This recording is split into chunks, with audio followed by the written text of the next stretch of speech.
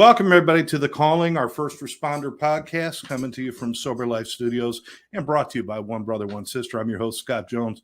Thanks for joining us. And, if you're catching the recording of this show, please remember, put some comments in there. We read the comments. It helps us. If you got any questions you have for any of our guests or for us, or if you have a suggestion of something you'd like us to talk about here on The Calling, please put it in the comments and let us know. And, of course, share this with your friends. But we have a great guest. This is somebody, I guess I've known you about a year now, right? That's right. Yep. Yeah. We first met at a One Brother, One Sister event for event interventionist training at Miami Gardens PD. That's right. You snuck out of your area and came over to the other place. Yeah. That's right. This is Ivan Osores. Yes, sir. Osores, and you are a captain at Pinecrest Police Department. And you've been with them for how long now? I've been there for 15 years. I got there as an officer from Titusville Police Department. While there, I worked on patrol, became a sergeant, did crime scene stuff, then lieutenant and captain. So now I oversee the administrative division. Oh, really? Yeah. So you don't have to go out and do any work anymore? I'm just kidding. That's what they're all saying, right? I know. No, there's a lot of work inside of the building, believe it or not. That administrative stuff is worse, right. Isn't it? Yeah. So we have like property records, special events, and although we're in a smaller department in comparison to other agencies here in Miami-Dade County, we have, our call volume and all the administrative stuff. We're a duly accredited agency, so we're living up to a lot of high standards. People probably have no clue, Ivan, just how much paperwork is involved in a police department, right, and how much administrative BS you got to do and red tape and all this stuff. I mean, this is like full time. You could be at a desk full time and just keep going and going, right? Sure. Not only me, but several people that work with me are at a desk full time, just shuffling paper, making sure we have all the documentation in order. So it's endless. It's endless. Of course, it's like any other business, I guess, because it is, at the end of the day, you're managing a staff. You have a job to complete. It's something you have to do. That's right. But that's where it kind of ends, because now your job is about there as being a police officer. First of all, you have the terrible distinction of whatever happens to any police officer anywhere gets dumped on you. Which means if one police officer does something bad halfway across the country, all of a sudden every police officer is bad. You've been dealing with that kind of thing, haven't you, over the last, couple decades? Sure, and it seems like with the advent of social media and live broadcasting, a lot of those bad stories, if you will, seem to get national attention quicker than ever before. Yeah. And the judgment comes with that because it's not a full report on it. You're getting your piece, people make a judgment, and then we live by those judgments. Right. And I mean, I don't want to overgeneralize and say that all of these clips are the same. However, they are normally sent off very quickly, limited portions of not all the facts are present at the time. So, people can rush to judgment. Absolutely. And that makes it difficult. Because now you've got to go out and do it. And let's preface this by saying, in every profession, whether it's police, fire, insurance sales, right, you got good eggs and bad eggs. Sure. And there's really very few bad eggs, but they get all the attention.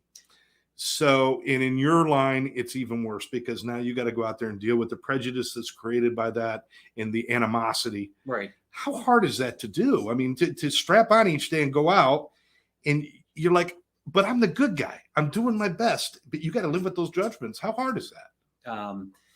Hard, I would say, is an understatement, right? I mean, a lot of us internalize and put a lot of added pressure on ourselves. However, the community at times can be very vocal. They will let you know that they're disappointed, not pleased with your performance. Yeah. And they are, and rightfully so sometimes, right? This is how they see the world.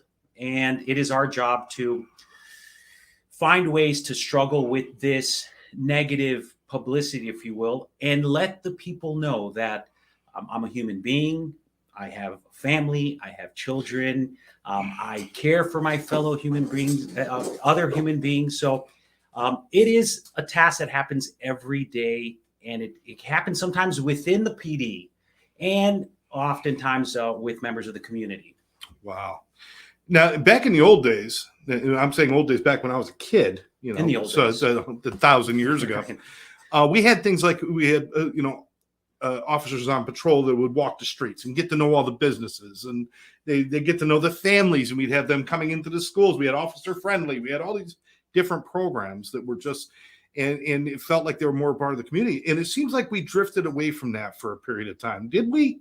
Or is it just my perception of it? I would say that some of it is your perception. Unfortunately, in Pinecrest, in the village of Pinecrest, we've maintained a real neighborhood feel to our police department. We work closely with our community.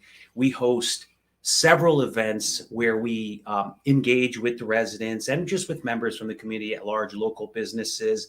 Our officers do park and walk details, checking out at parks, making contact with residents. Now, some of it might be because our call volume might be slightly reduced just because of our size.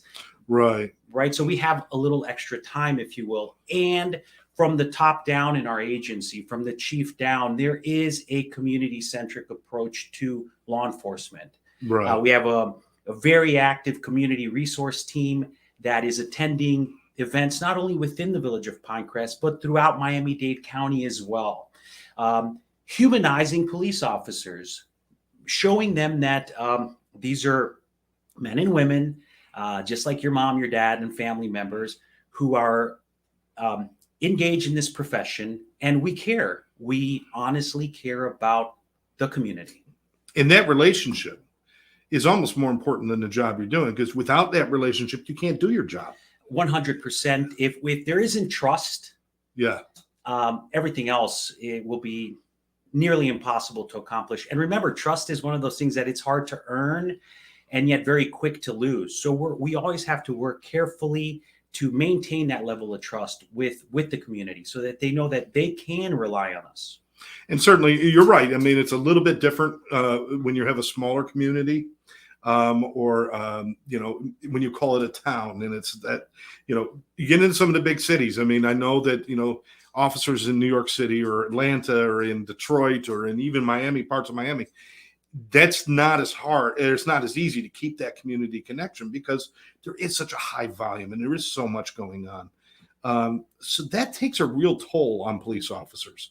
Right. Even if you do have that nice community that you guys have built, you still have those times, those days when things go south, and it takes a real toll on police officers. So now we've got the stress of going out there and maintaining a good posture for the community. But what about taking care of yourself? How important has that become now?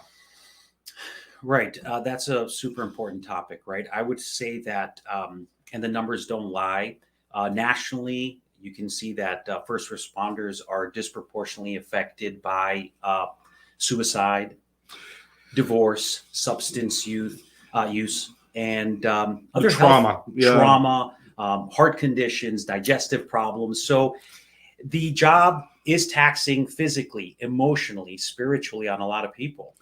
And we're certainly dealing with that locally and at a county level. And I think now it's a nationwide awareness that this is something that needs to be addressed. And we're doing it. And this is this has been going on since the beginning of time. I mean, since some caveman grabbed a stick and said, "I'm the cop," there's been stressors. Right. But it's not until recently, I'm saying recently, is like the last 2 decades or so, that we've actually started to talk about it more openly and honestly about the trauma, the cumulative trauma that you deal with, and needed levels of self-care. So are you seeing like this happening? Like, are people grabbing onto this, or is there still some old school, like, I'll be fine, I'll go home, I'll drink a beer, I'm good? Are people starting to accept having to take care of themselves? I would say that it seems like it is gaining traction, definitely. Mm-hmm. From folks that have been in the profession much longer than I have, and I've been in it for 15 years. I'm 48 years old. I believe that I was towards the tail end of the suck it up mindset, right, if you will. Right. Not talking about your feelings, maybe meeting up after work for some adult beverages. Yeah. Right. So that seemed to have been was the therapy at the time. That was right? part of the therapy at the time. But I would say now, as evidenced by the decisions made by, for example, the Miami-Dade Association's chief of police. They headed up at that time by Chief Landa, who's now retired, the decision to put together and assemble a Miami-Dade County multi-agency peer support team that just went live this year. One that I'm a member of myself, with 12 or 13 other individuals, including some chaplains from 7 or 8 different agencies here in Miami-Dade County. So they saw the need, and they saw the advantage of having somebody from the profession reaching out, listening compassionately, without judging, to our coworkers, and opening up that space for judgment-free conversation. That is such a great starting point for all of us. And you've gone beyond. It's not just like, okay, I'm going to be a peer support. It's a buddy system. You got a problem, go talk to your buddy. And that's, you guys gone beyond that. It's, you got real trainings going on. You're really trying to equip people with everything they need. The funny thing is you're trained for how long to be equipped to go out on the streets, but nobody's trained to be equipped to have to deal with what happens when you get off the street, when you come back and you're in the locker room and what happens. Right. So now you're doing that. Right. I cannot speak for the culture of all police departments. I am familiar with some, and I'll tell you, when we have our meetings, we are sharing very similar stories from small agencies to large agencies. But what I can tell you is that all of our officers, for example, at Pinecrest Police Department, have received CIT training, right? So the crisis intervention training. Right.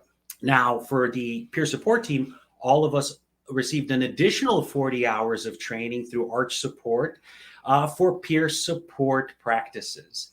So this team of professionals has additional training to speak to and listen compassionately to our peers. We have a 24-hour-a-day phone number where officers will be able to reach us.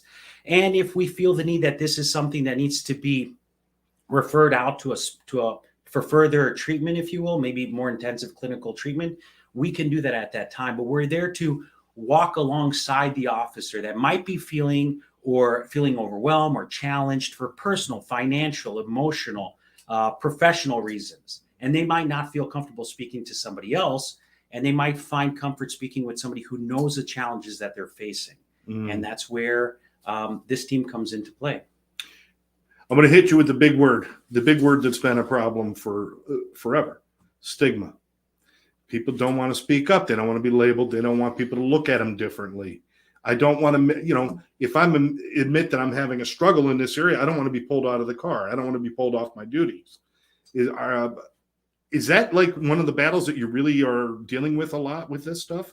Yeah, I would say that it has been a battle, maybe generationally speaking, for more seasoned officers. That seems to typically take a longer time to break that ice, to make a connection. Well, they've been going in the other direction for so long. For very long, right. But we meet people where they're at. And this is a big spectrum. Some people are further along than others.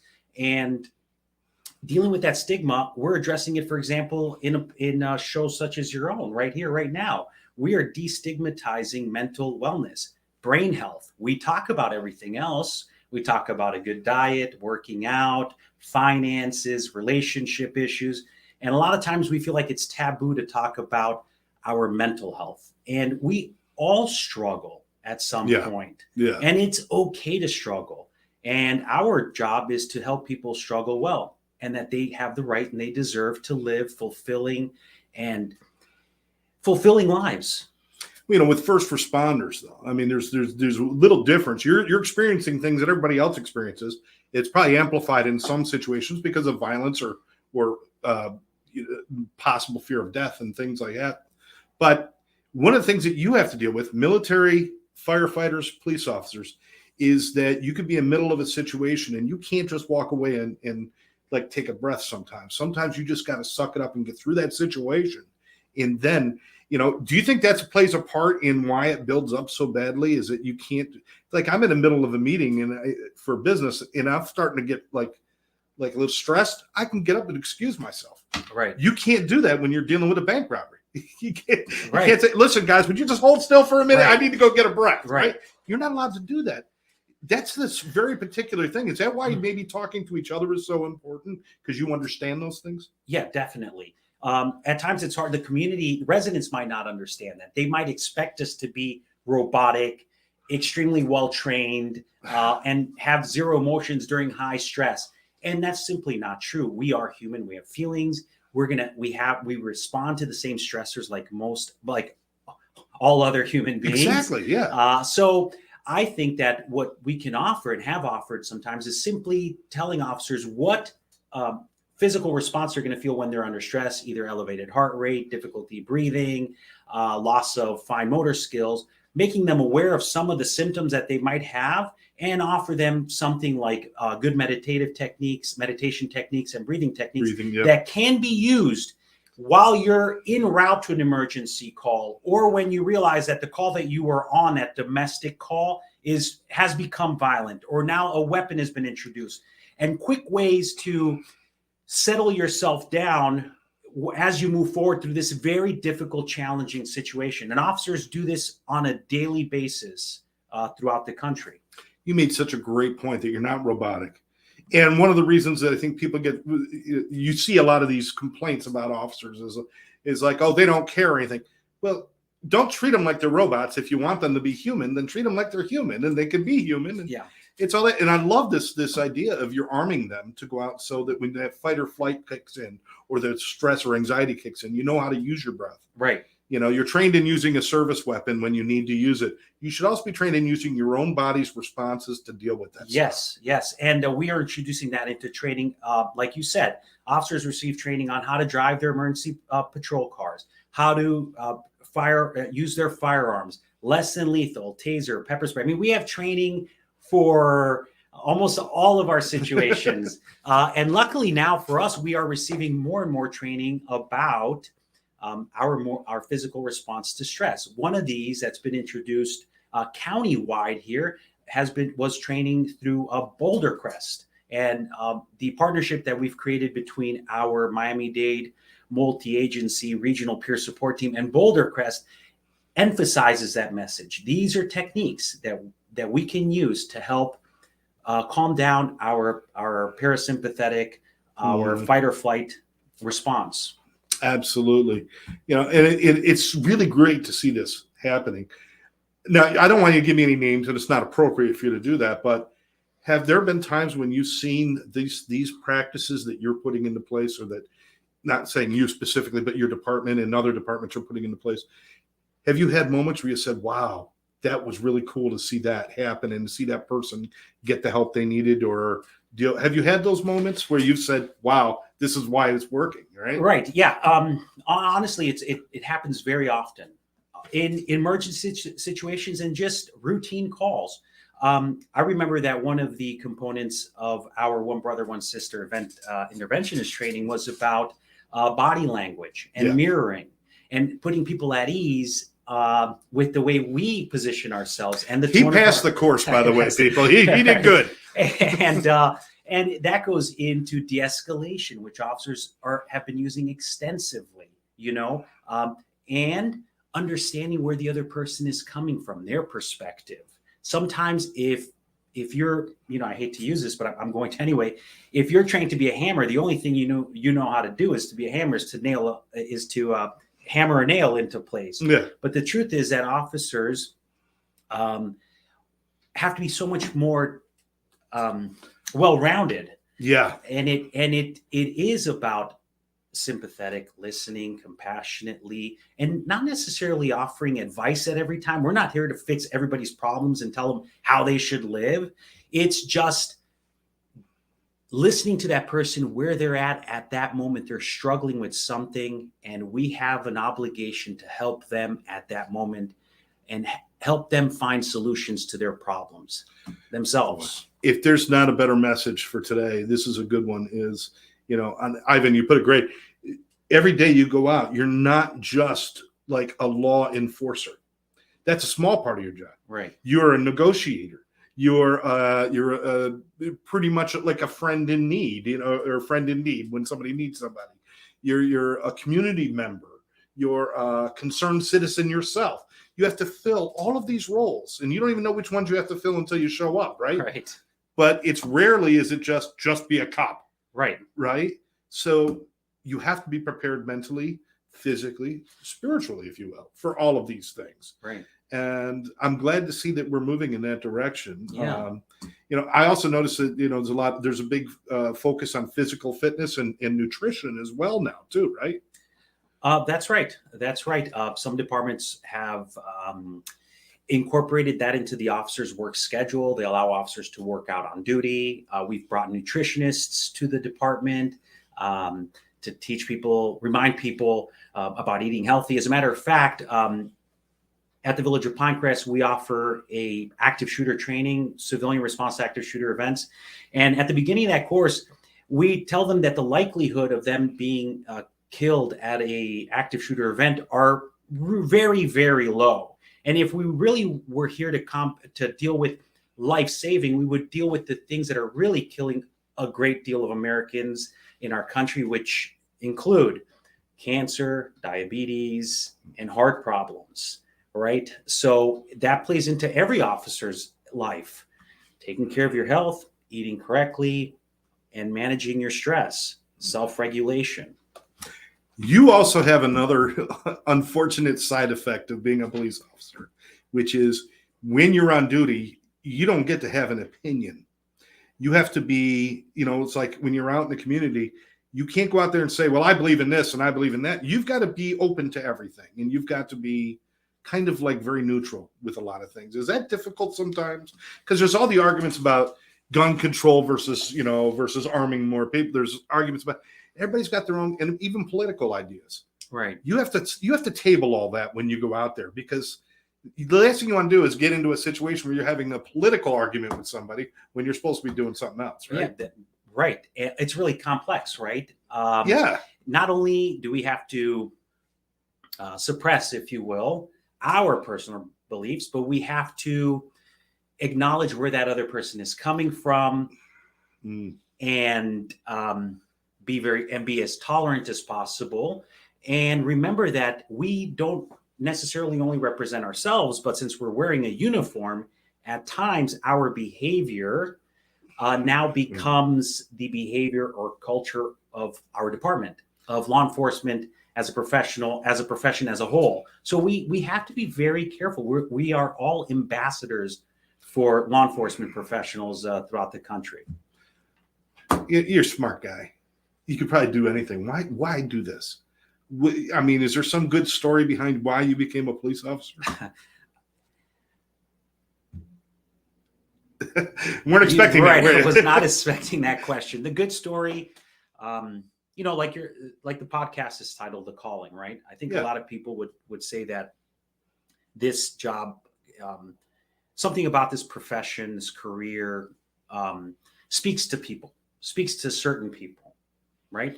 There was some of that for me. I would say initially I was in the Air Force. I joined I encountered law enforcement through the Air Force, if you will. I initially had wanted to become an air traffic controller.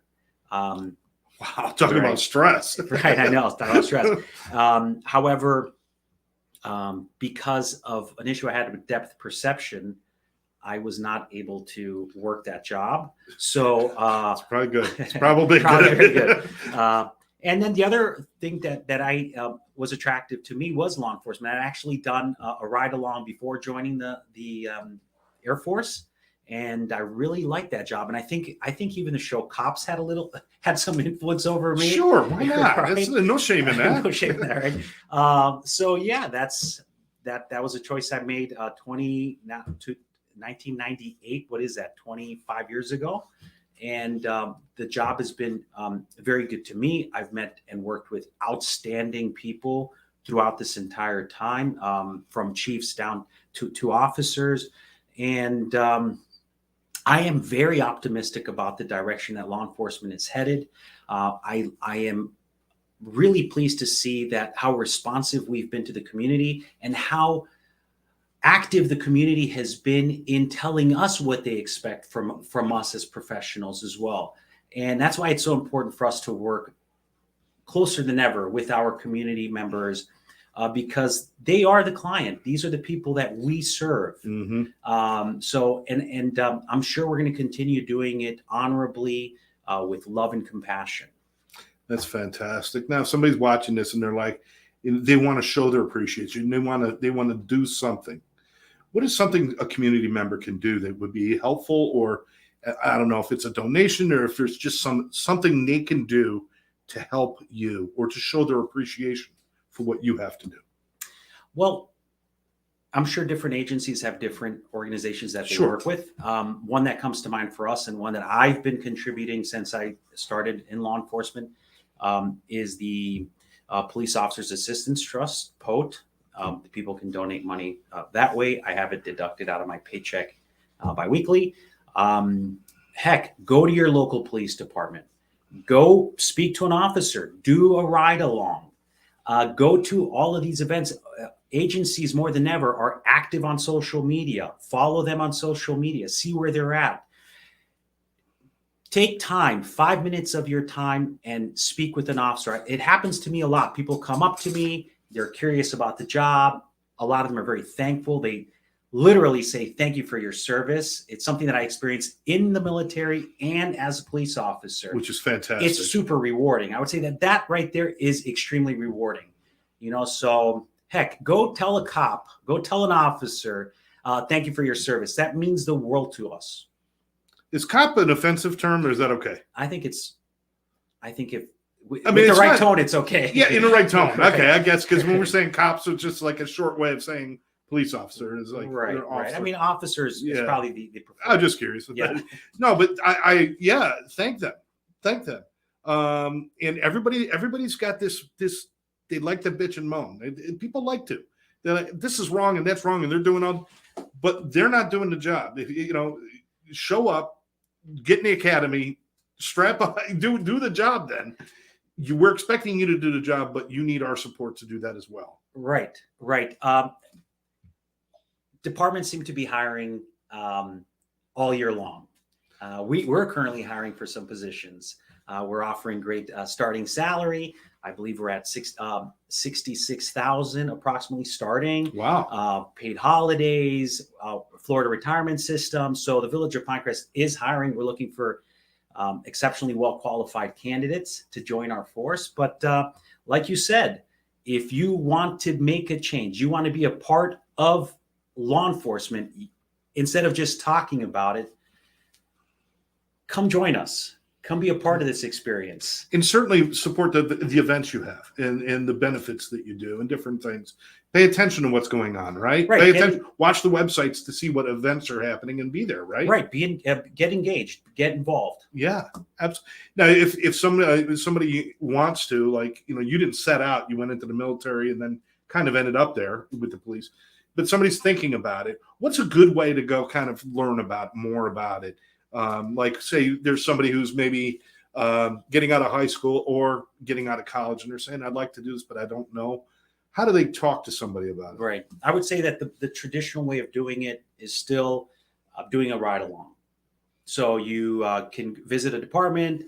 Most of them are doing ride alongs again. I think because of COVID, we had stopped for a while. Well, sure. Yeah. But come down to the station, fill out some paperwork, and do a ride along. Ride with an officer, respond to some calls. You spend 4 hours, pick their brain, get their take on it, and also be selective as far as what department you want to be a part of. Remember, if you're interested in specialized units, you might want to obviously do your homework. Make sure that if you want to be in Marine Patrol, go to a department that has Marine Patrol. You also SWAT. have dispatch and different things like that. There's a lot of different areas, right? Absolutely. We have victim services coordinators.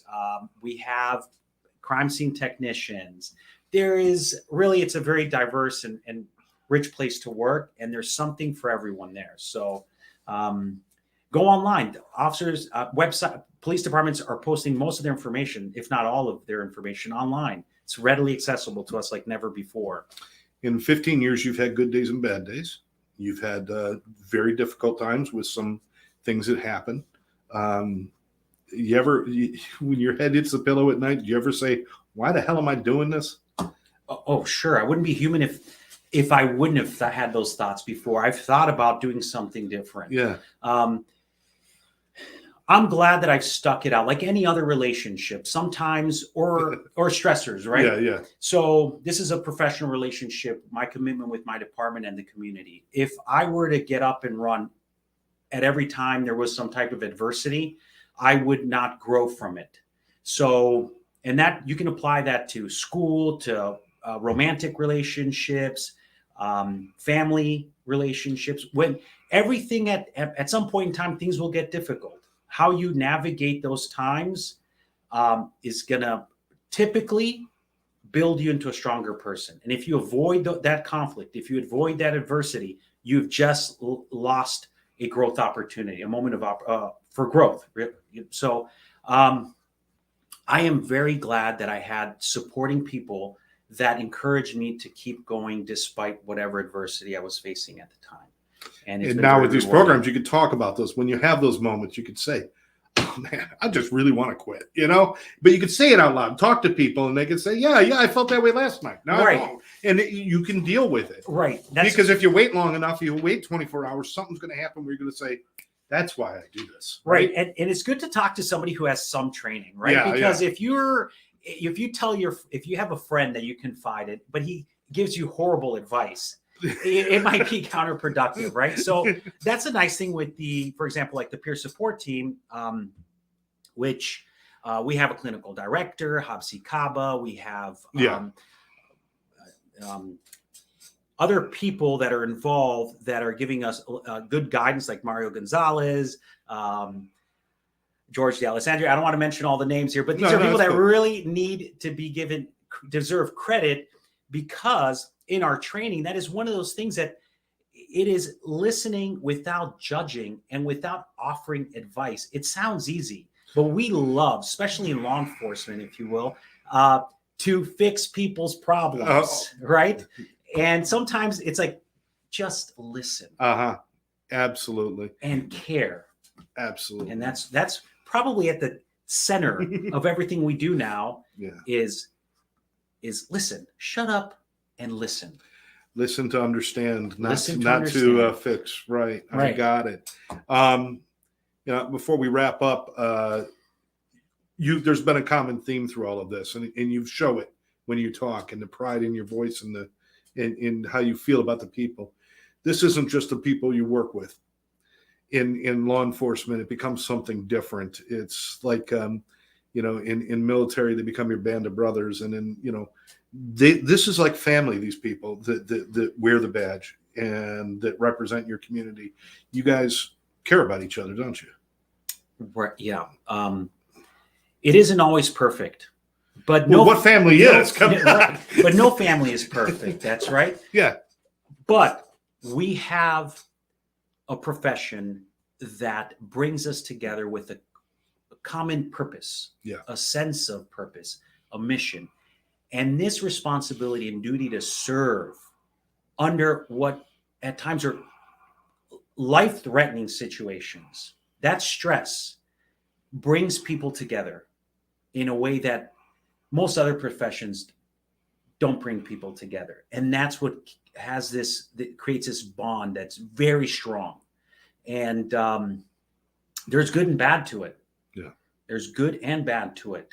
And it is our job as leaders in this profession to lead and guide towards the positive and make the most of this. This is something that you're a law enforcement officer 24/7. In certain capacities, you're on call 24/7. Yes. And it is a taxing job, but it is extremely rewarding.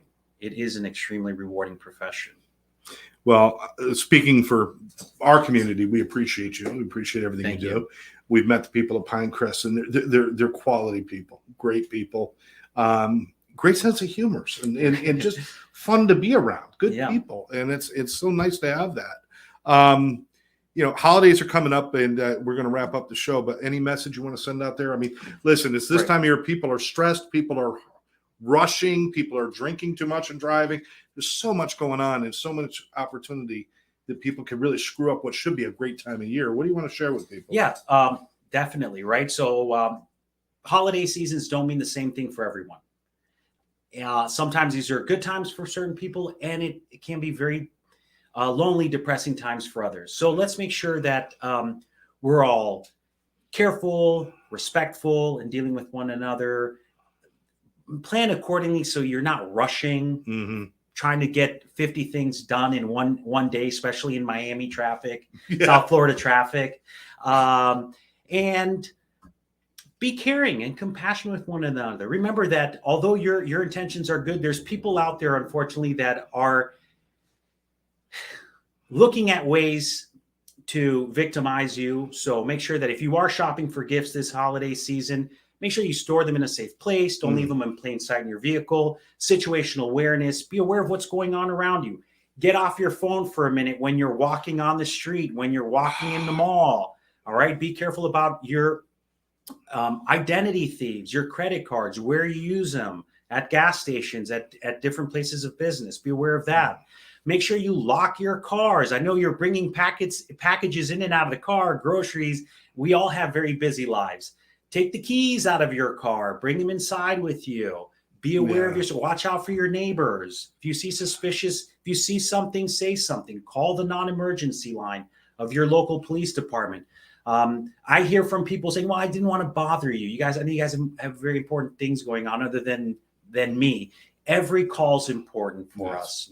Give us a call on the non-emergency line. An officer is going to gladly go out there and investigate further. So that kind of sums it up. There's a lot going on, but if I could narrow it down to like a top 3, I would say that was it. That's good. It's just common sense, really, and a lot of that. Being aware. I love the idea, just put the phone away and pay attention to what's going on around you, especially when you're in crowds. Especially when you're in crowds. Most people who get robbed or things that happen to people are opportunity things. And if you don't give them the opportunity, it might not happen.